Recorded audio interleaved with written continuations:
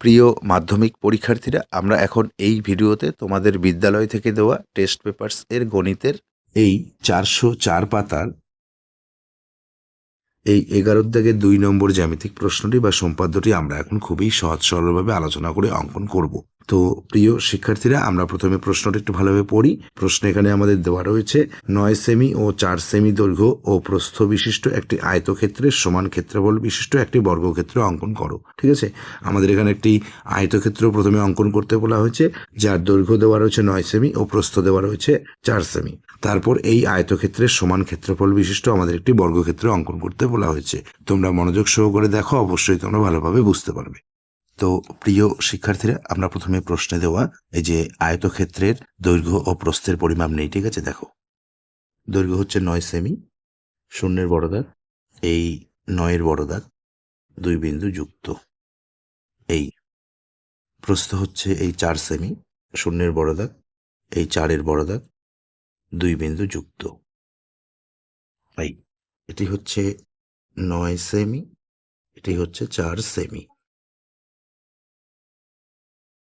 এখন আমরা এই খাতার পেজের নিচের দিকে, ঠিক আছে, এখানে আমরা আর একবার 9 সেমির পরিমাপটি নেব। দেখো এই বিন্দুর নাম দিই আমরা এ, এই বিন্দুর নাম দিই আমরা বি।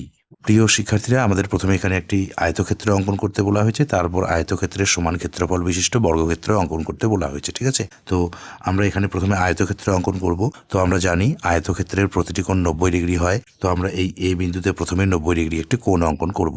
তার জন্য পেন্সিল কম্পাসে আমরা যে কোনো একটি পরিমাপ এই যে এভাবে চিকন করে নেব। ঠিক আছে, নিয়ে আমরা এই কাঁটাটি এ বিন্দুতে বসাবো। বসিয়ে এখানে প্রথমে একটি বৃত্তচাপ কেটে নেব।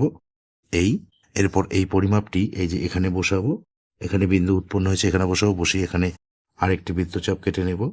এই পরিমাপটি এই যে এখানে বিন্দু উৎপন্ন হয়েছে, এখানে বসাবো। বসিয়ে আরেকটি বড় মাপের বৃত্তচাপ কেটে নেব।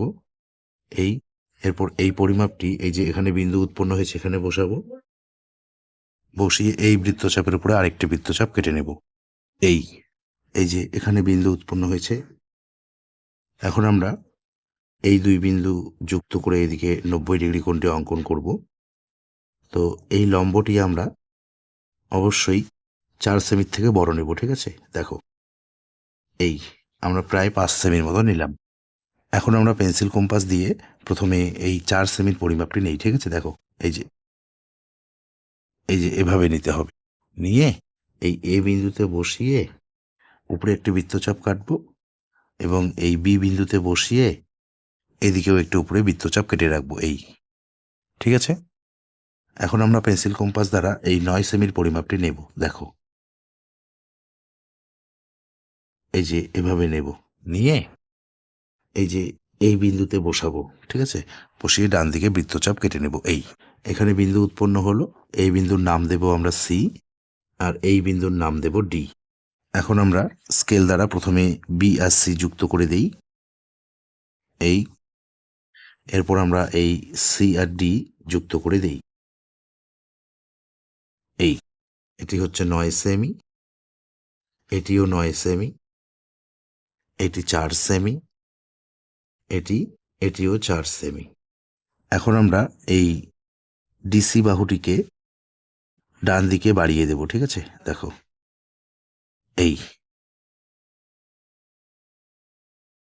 এরপর আমরা পেন্সিল কম্পাস দ্বারা এই বি আর সি দৈর্ঘ্যের পরিমাপ নেব। দেখো এই যে এভাবে নেব। ঠিক আছে, নিয়ে এই সি বিন্দুতে বসাবো। বসিয়ে এই রশ্মির দিকে বৃত্তচাপ কেটে নেব। এখানে বিন্দু উৎপন্ন হয়েছে, এখানে আমরা নাম দেই ই। এখন আমরা এই ডি আর ই সরল রেখাংশটিকে এখানে সমদ্বিখণ্ডিত করব, মানে সমান 2 ভাগে ভাগ করব।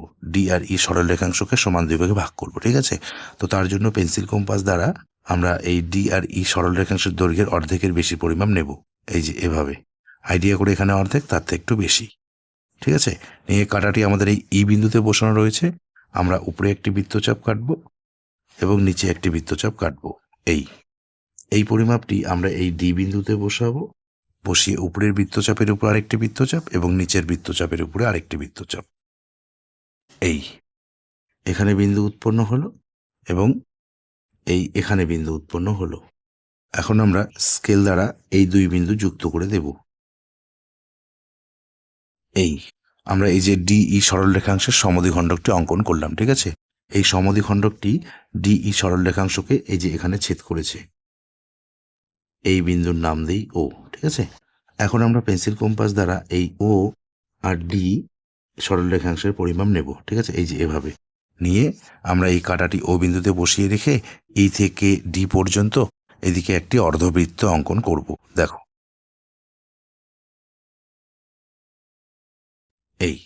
এখন আমরা আয়তক্ষেত্রের এই বিসি বাহুটিকে এদিকে অর্ধবৃত্ত পর্যন্ত বাড়িয়ে দেব, ঠিক আছে। দেখো,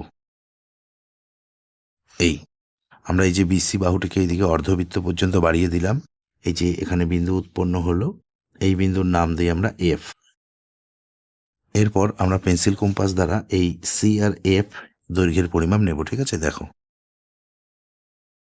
এই যে এভাবে নিতে হবে সি আর এফ দৈর্ঘ্যের পরিমাপ, ঠিক আছে। নিয়ে কাঁটাটি আমাদের এই সি বিন্দুতে বসানো রয়েছে। আমরা এই এক্স রশ্মির দিকে প্রথমে একটি বৃত্তচাপ কাটি। এরপর এই পরিমাপটি এই যে এখানে বিন্দু উৎপন্ন হলো, এখানে বসাবো, বসিয়ে উপরে বৃত্তচাপ কেটে নেব, এই যে এভাবে, ঠিক আছে। এই পরিমাপটি এই যে এফ বিন্দুতে বসাবো, বসিয়ে ডান দিকে বৃত্তচাপ কেটে নেব। আমরা নিশ্চয়ই বুঝতে পারলাম। আমরা পেন্সিল কম্পাসে সি আর এফ দৈর্ঘ্যের পরিমাপ নিলাম, নিয়ে এই সি বিন্দুতে বসিয়ে প্রথমে ডান দিকে বৃত্তচাপ কাটলাম, এরপর এখানে বসিয়ে উপরে কাটলাম এবং এফ বিন্দুতে বসিয়ে ডান দিকে কাটলাম, ঠিক আছে। এখানে বিন্দু উৎপন্ন হলো, এই বিন্দুর নাম দেই আমরা জি, এই বিন্দুর নাম দেই আমরা এইচ। এখন আমরা স্কেল দ্বারা প্রথমে এই এইচ আর জি যুক্ত করে দেই। এরপর আমরা এই এফ আর জি যুক্ত করে দিই, ঠিক আছে। দেখো, তো প্রিয় শিক্ষার্থীরা, আমরা এই যে এ বি সি ডি আয়তক্ষেত্রের সমান ক্ষেত্রফল বিশিষ্ট বর্গক্ষেত্র এফ জি এইচ সি অঙ্কন করলাম, ঠিক আছে। তো আমরা এই চিত্রটি বা সম্পাদ্যটি অঙ্কন করার পর আমরা এই চিত্রটির বা সম্পাদ্যটির নিচে একটি লাইন ভালোভাবে সাজিয়ে লিখব, ঠিক আছে। দেখো, তোমরাও পরীক্ষার খাতায় ভালোভাবে লিখবে। সুতরাং এ বি সি ডি আয়তক্ষেত্রের সমান ক্ষেত্রফল বিশিষ্ট বর্গক্ষেত্র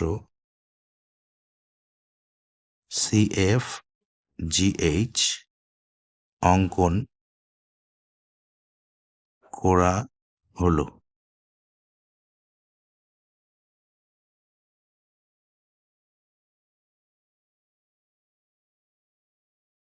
তো প্রিয় শিক্ষার্থীরা, নিশ্চয়ই তোমরা জ্যামিতিক চিত্রটি বা সম্পাদ্যটি অঙ্কন করার পদ্ধতিটি ভালোভাবে বুঝতে পেরেছ। তো এই ভিডিওতে এ পর্যন্ত। ধন্যবাদ।